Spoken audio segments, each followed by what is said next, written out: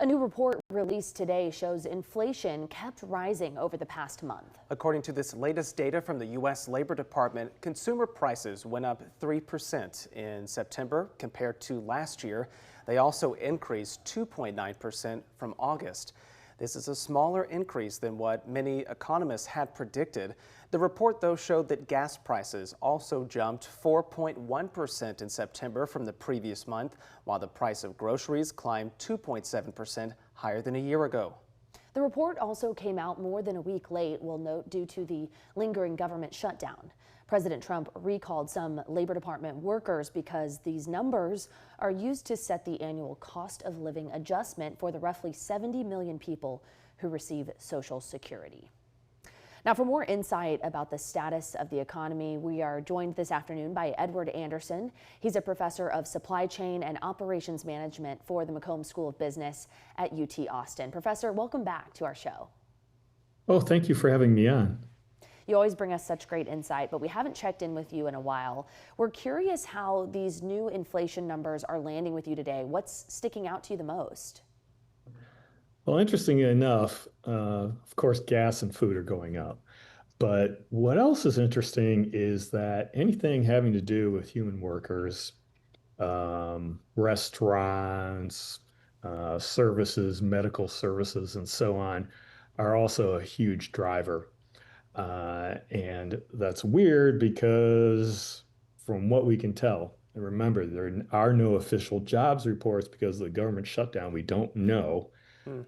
They look like they're down, but it's thought that wages are keeping up because there's also fewer people trying to get those jobs because of immigration actions that have been taken. So that's one thing. Another is electricity costs. All these CPI numbers are nationwide, but we in Texas, because of air conditioning, use electricity more. So that's going to hit us even harder. In the future, next 12 months or so, so far companies that sell consumer goods, the things that we go out and buy off the shelf at drugstores and clothing stores and so on, have remained pretty steady. But the thing is that companies, what they did is prior to the tariffs, they built up these huge inventories of relatively inexpensive imported goods. Those are running out. And so pretty soon, those prices are going to start inflating too because of the new tariffs. And so I don't think, in my opinion, based on these issues, that inflation is going to go down in the near future, and it may actually go up. Yeah, I think that's a big question for everybody out there is why is inflation so sticky and proving difficult to bring down in the country? Right. So, like I said, a lot of inflation has been driven by, increases in wages, right? In addition to that, what's been going on is actually this goes into the future, but the Fed has been lowering rates, and that's supposed to be a good thing. It actually is a good thing because what it does is it should increase investment in manufacturing, but it also might increase the number of jobs that are being added and perhaps increase wage pressure more as well. So, and the Fed is meeting later this week and it may be cutting rates more. Definitely something to watch. You mentioned tariffs, Professor. How are you seeing the new import taxes factoring into the prices people are paying? Well, right now, it really hasn't taken effect much because those inventories I was mentioning that were bought before the tariffs came in.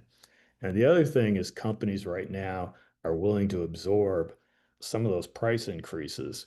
But long run, they're probably not going to be able to do that because eventually they're going to have to start buying new goods from China and outside the country, and then they're going to have to pass that price increase along. And Professor, where do you think we go from here? That also is a top of mind for people looking at these numbers and the maybe even slower rollout of them at this time. So what comes next for you? Well, In the sense of what comes next, like I said, I think inflation is going to continue. Now, the hope is, though, if the Fed cuts interest rates, that will tend to cause manufacturing to start growing again. And once that happens, hopefully, that will start improving our economy and, get more money into the hands of people in this country and, we'll start catching up to what's going on with inflation. Things to still watch. I'm sure we will be bothering you again for some more insight as things continue to develop. But Professor Edward Anderson, thank you so much for joining us today. No bother at all. Thank you. We appreciate the insight.